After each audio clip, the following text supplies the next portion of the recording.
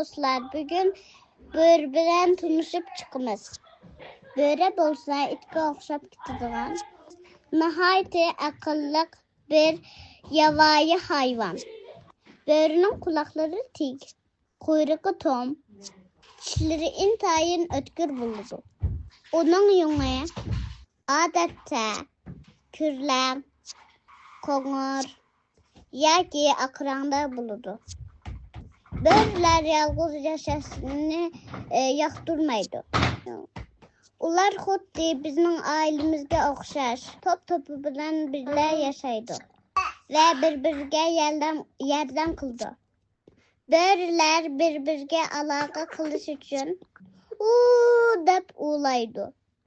Bu ularning men mush yerda xatar bor yoki qani kiringlar degan signalidir.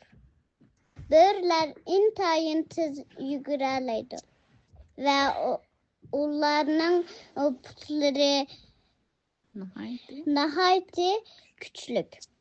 Böreler göçkür hayvanlar bulup ular ovlaşını nahayeti yaxşı gördü. Bilemsiz? Böreler keçisi intayin yaxşı görəliydi. Şuna ular karanguda mı yolunu yıkatmayı meğevirdi. Tunuşturuşum ahırlaştı.